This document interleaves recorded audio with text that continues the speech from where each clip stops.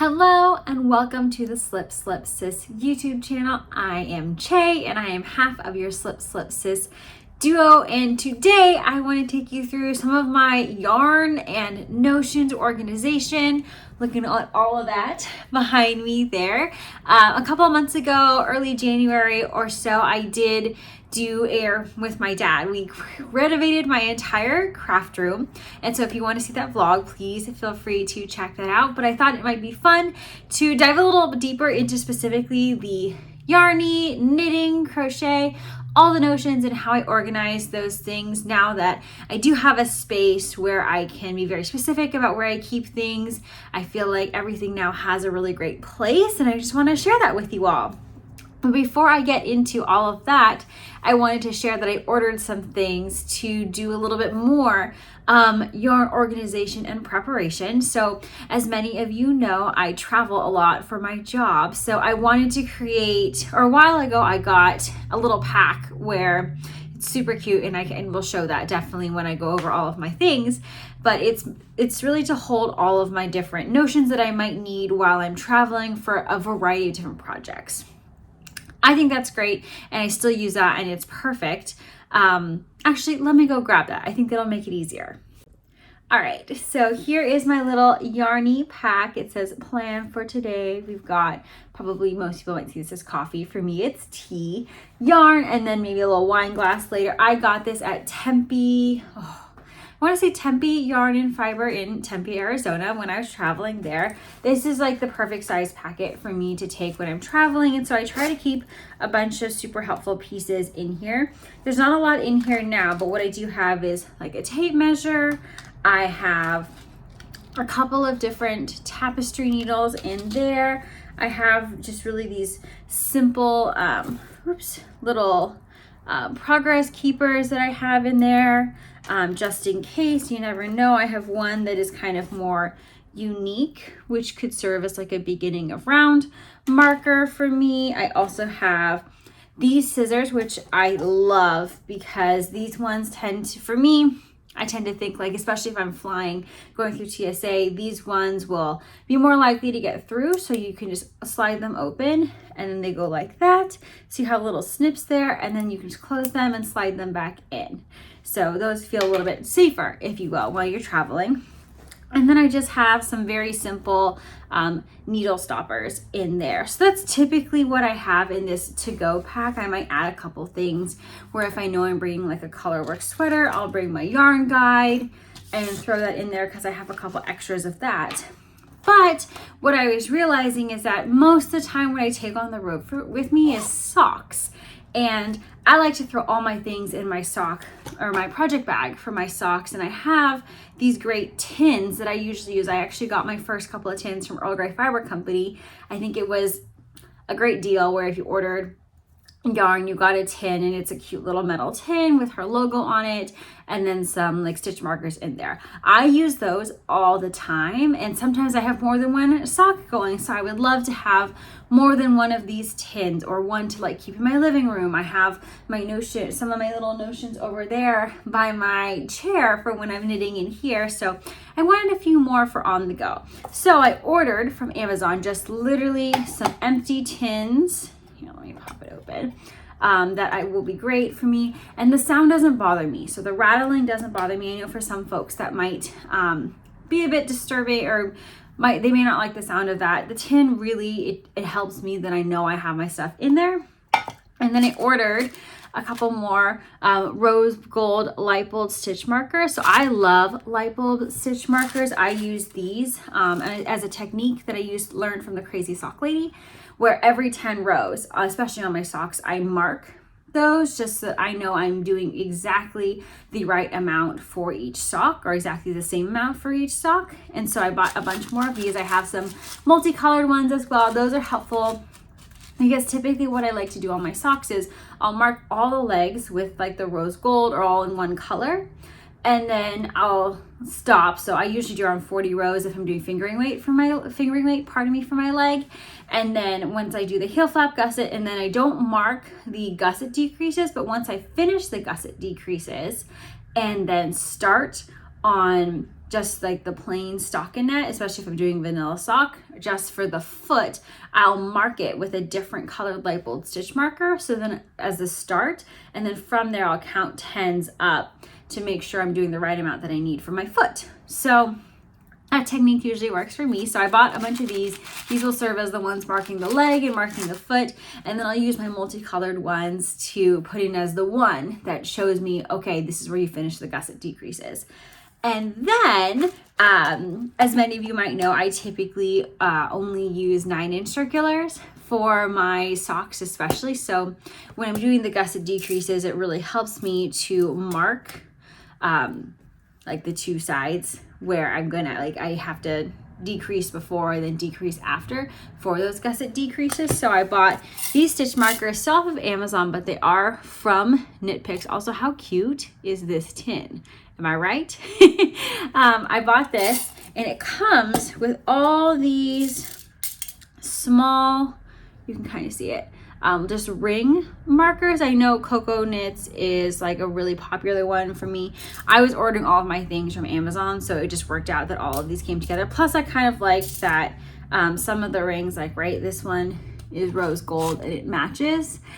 So I usually put a couple of these in the little tin with me so that I can make sure I have those markers on there. So what I'm gonna do right now is put together my different tins and then make sure I put all those in my section or my yarny area over there. And then I want to take you through all the yarn. So let's get some work going on these little tins, and then we'll check back in a little bit.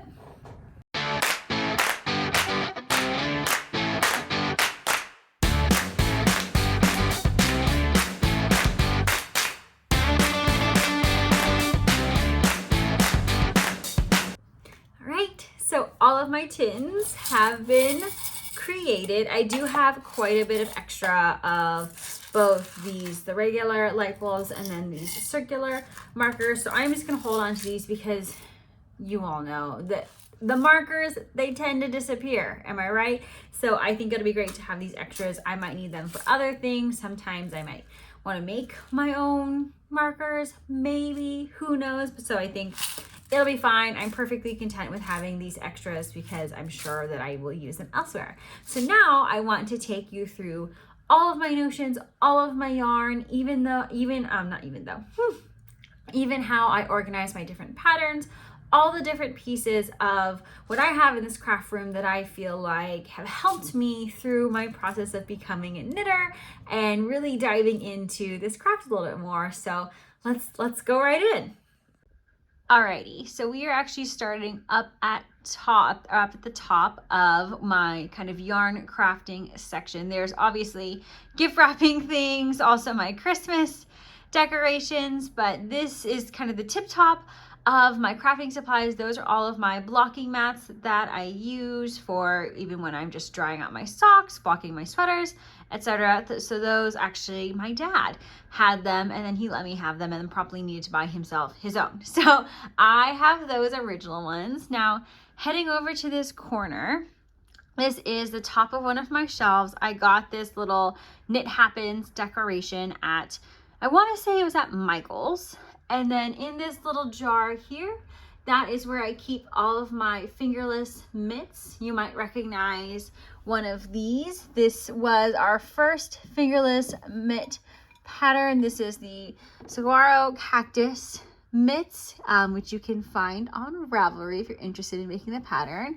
This was one of our very first collaborations. I think it was our second overall, but my first. Gabs had it was Gabs' design on our first one. And then actually hiding in this back corner, which I think is so cute. Let's see if I can grab this without knocking everything down. This is where I keep a lot of my like electronic equipment. So I have an extra, oh gosh, the word is escaping me. The extra stand for my phone to be on, or I also have like my clicker for how I can take photos. It's a Bluetooth clicker, so it'll take the camera. It will click the camera for me without me having to press it on my phone.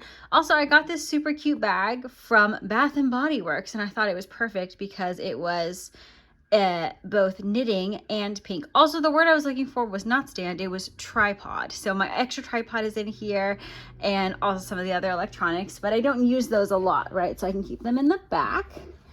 And then this yarn up here in the front, this is a project that I'm planning to do this year. This is the yarn that I have set aside for the Ravello sweater that I'm planning to do as a striped sweater.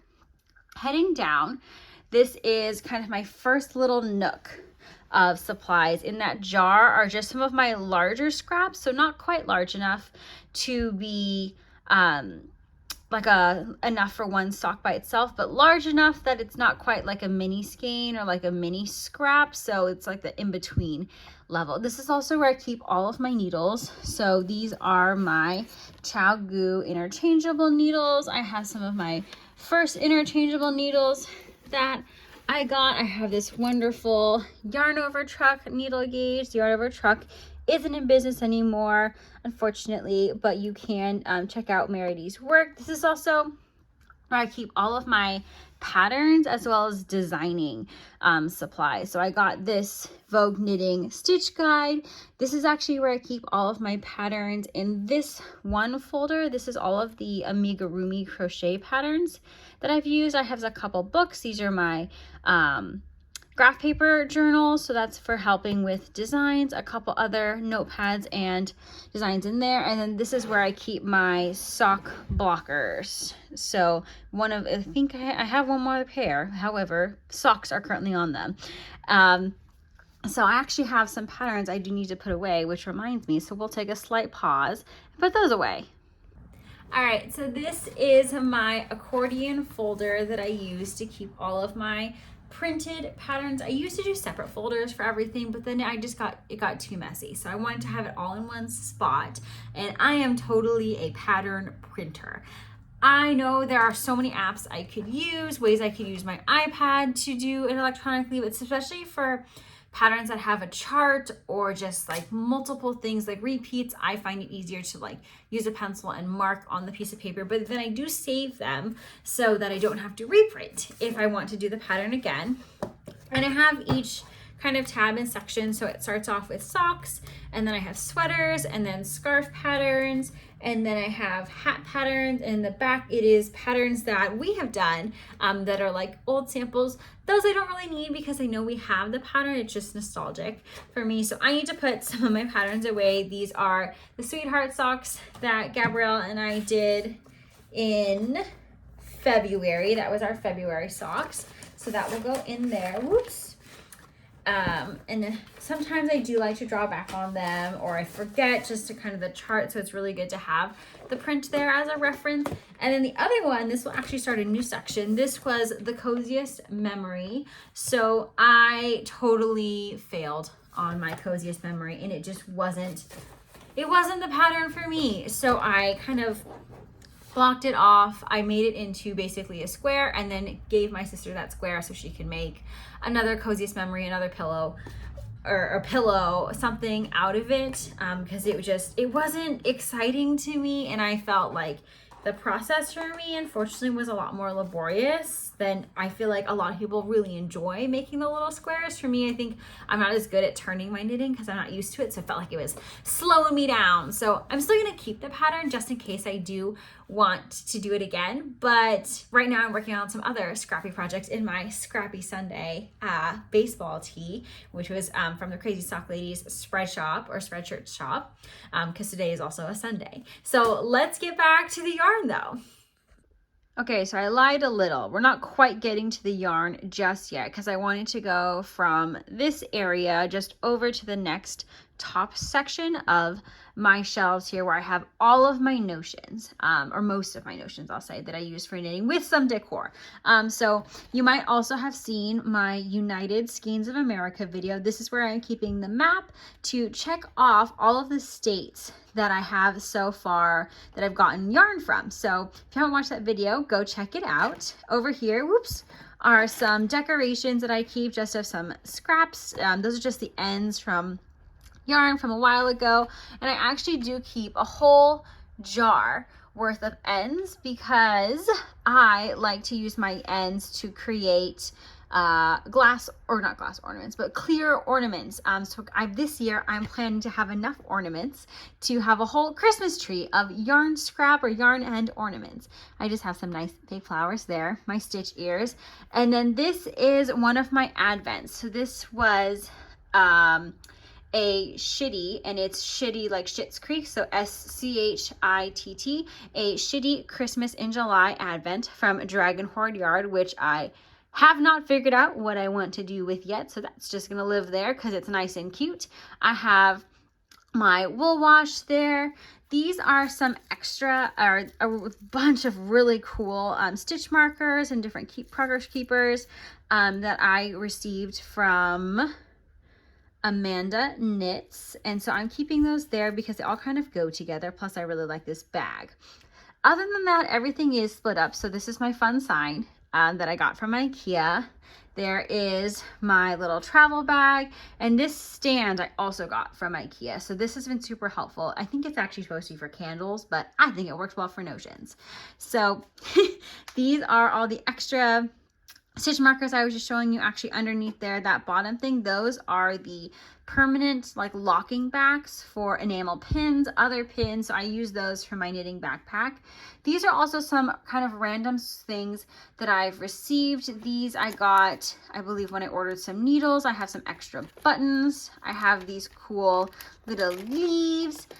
This was from one of the Yarnables, where you could, I think it also came with a pattern to like making a little knitted pumpkin. Those are the tins that I was making. That's kind of one of my original Earl Grey Fiber Company ones. My sister made me this really cute scissor pouch. So I have that out here with the scissors. And up here we have a bunch of scissors. I have some of the other different pieces I use. So these are great. Needle where you can weave in your ends. I have like to-go crochet hooks. I have there's my cable needle hooked on there. I also have one of my yarn guides. Now that I'm reflecting on this, I don't know where I put my other yarn guide. More of the tins there. I think I already said that. And then this is where I keep all of my tape measures. And then these are some of my super cute needle stoppers, or they go on the ends there. And this is where I keep the majority of my loose needles. So in here, these are, apart from obviously those very tall ones, those are very long US size tubes that I think I just wasn't paying attention when I ordered them, and they're much longer than my preference, so they kind of just live there. These are all my 9-inch circulars or 16-inch needles that I need. So I have all of those in there. These are my DPNs as well as my ones with a longer cable or just extra cables that I have. So all the DPNs live in those jars there. And now we get to more of the fun stuff. These are where I keep all of my tapestry needles, and these bowls I got from Daiso. So Daiso Japan, I got from that store. So those are my extra tapestry needles. These are my plastic progress keepers, stitch markers, whatever you prefer to call them. And then these are all my kind of what I call like my cartoon stitch mark progress keepers. And so you see kind of a variety here. I have the Minnie Mouse ones we've made. I have a cow.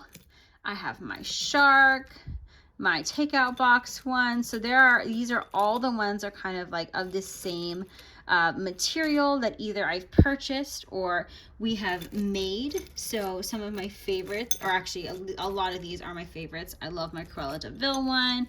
Some of these I haven't even had the chance to use yet because obviously I have quite the collection, and some I'm saving, right? Like I'm going to save this one for Christmas. Y'all know I love the dinosaur ones there. I think this one's so cute, right? This Minnie Mouse one. So a lot of these are Disney, but other cartoon themes as well.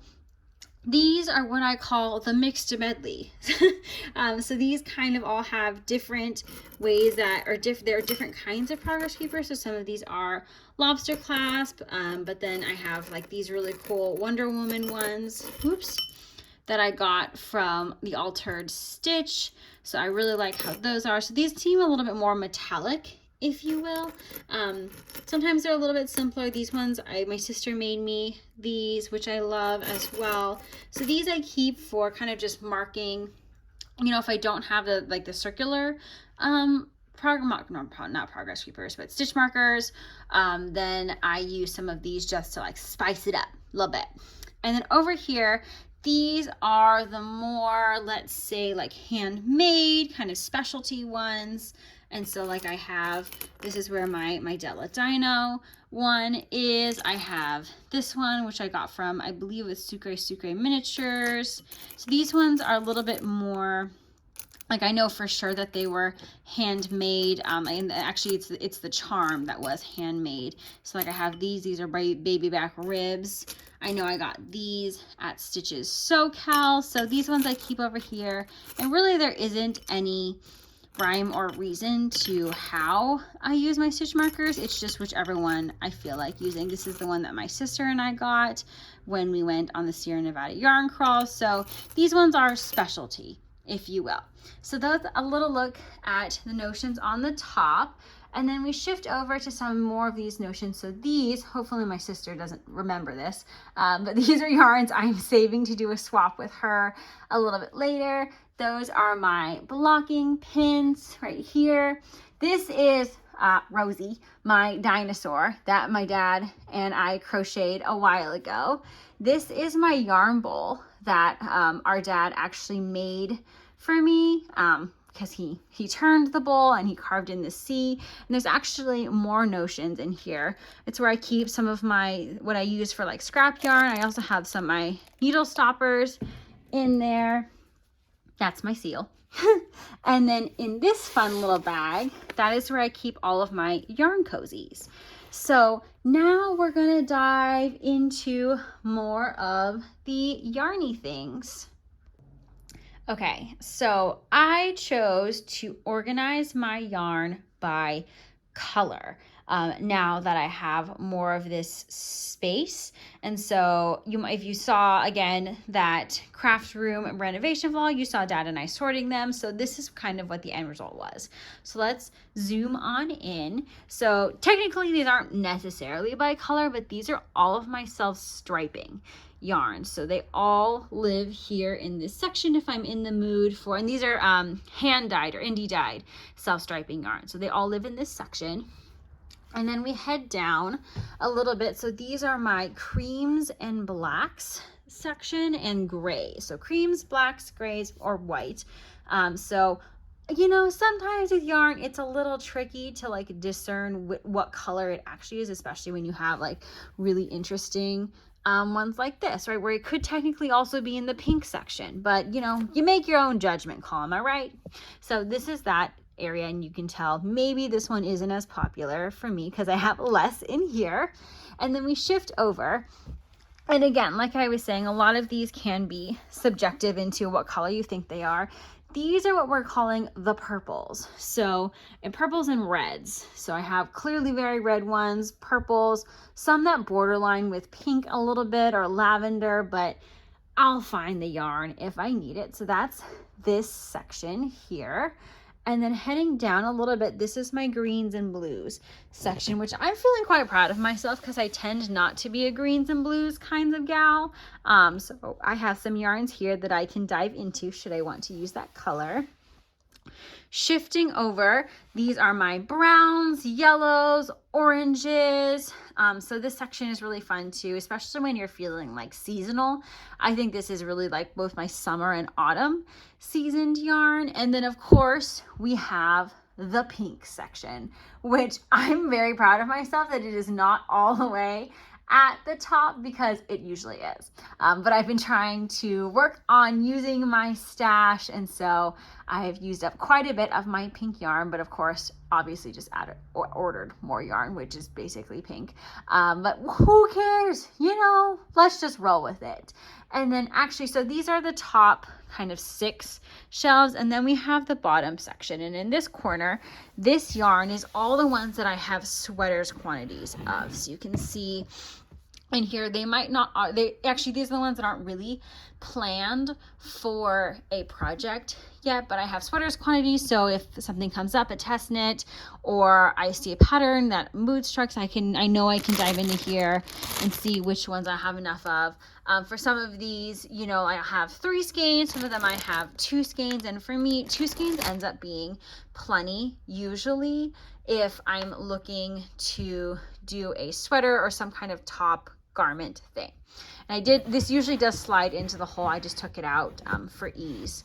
And I have it in that hole because I don't dig into it as often. So because it's behind this pillar, it's a little hard to get sometimes. So let me put this back and we'll get into our last two.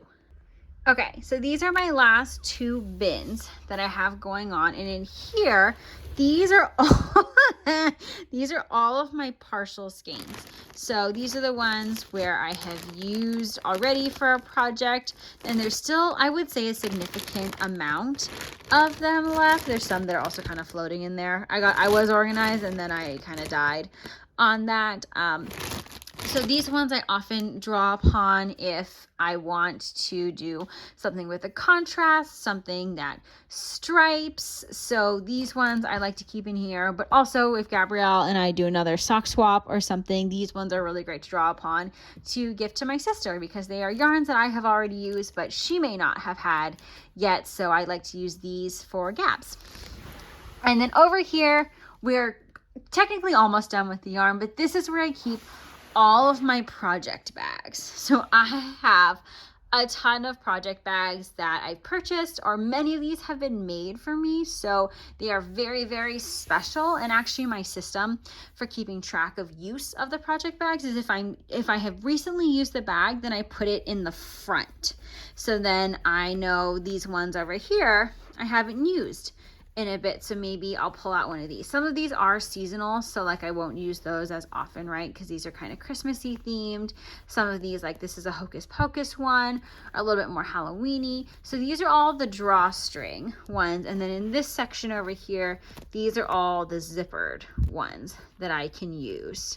So I love my project bags. I especially love the ones that like my sister and my dad have made for me because those feel extra special because they made them, but also because, you know, I got to choose the fabric and it was a whole process. So these are all the project bags. All right, so actually, there's more things on the ground here with us. So these are my float totes. They don't really have a perfect section because I use them quite a bit. So I actually have two. This is the smaller float tote. This is the one for a single skein. And then this one in here are the 3 skein float totes. So these ones get grabbed quite a bit, so I leave them out and it works out really well. In this bucket, if you've watched the other video that I had, that was my plans for 2023. These are all the garment plans that I have for 2023. So I pulled out this yarn so that it's readily available for me to grab when I'm ready to start that garment. And I actually finished a garment today, so I'm not sure if I'll cast on today one of these. For now, I might just do like a palette cleanser, maybe do some granny squares, some socks, etc. But these are all here. The goal is to have this whole baby empty by the end of the year. So we're kind of on schedule, but we'll see how it goes.